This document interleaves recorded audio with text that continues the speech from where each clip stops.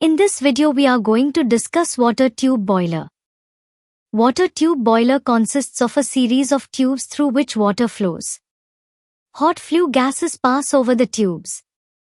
The heat from the flue gas is transferred to the water and steam is generated.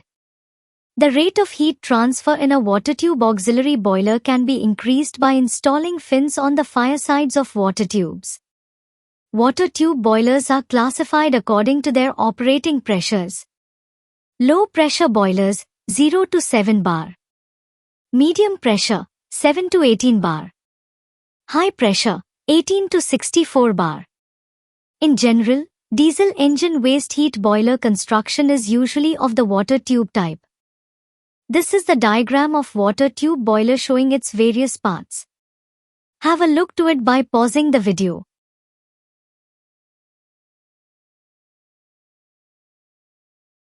The basic design of a typical water tube boiler consists of two drums, the larger steam drum being placed above a smaller water drum, with a water-cooled furnace placed to one side in a manner similar to that of the two-drum, bent tube boilers.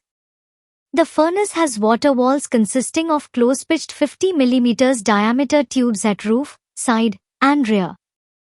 The lower headers for these water walls are of rectangular section, and are supplied with water from the water drum by means of underflow tubes. Generating tubes consist of numerous small diameter tubes placed in the main flow of hot gases to form a large heat exchange surface. Downcomer tubes are a large diameter unheated tubes placed outside the gas stream. Water from the steam drum runs down to the water drum and headers through these tubes.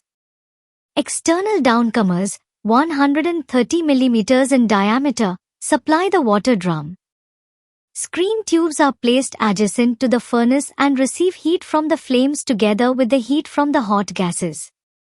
The gases leaving the furnace pass over 8 rows of 50 mm diameter screen tubes before reaching a multi-loop type superheater placed in the lower part of the uptake. This superheater consists of mild steel elements, expanded and bell-mouthed into the headers. Up to a temperature of 455 degrees Celsius above this temperature, alloy steel tubes welded to alloy steel headers are used. These superheater elements are suspended from beams cast from heat-resistant steel and supported at their inboard ends by water-cooled support tubes.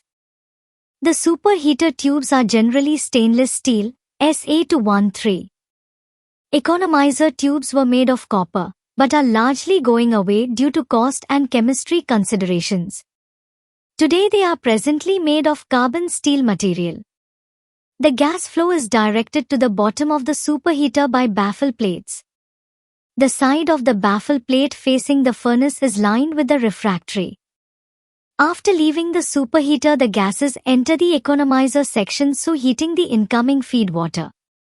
The temperature of the superheated steam is controlled by an air-cooled attemperator. The steam from the primary superheater coils flows through the attemperator to the secondary superheater coils. The air attemperator is located in the forced draft air supply ducting to the boiler, and the air for the combustion is used as the cooling medium.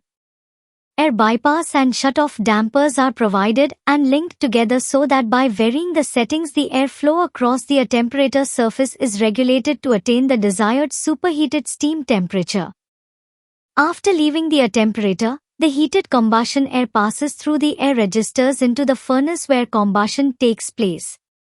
Internal access to tubes etc. is obtained by means of manholes in steam and water drums, and by handholds in the water wall headers. The drums are of all-welded construction, the headers are solid forged, with welded ends. All the tubes are solid drawn. The boiler is enclosed by an all-welded double casing.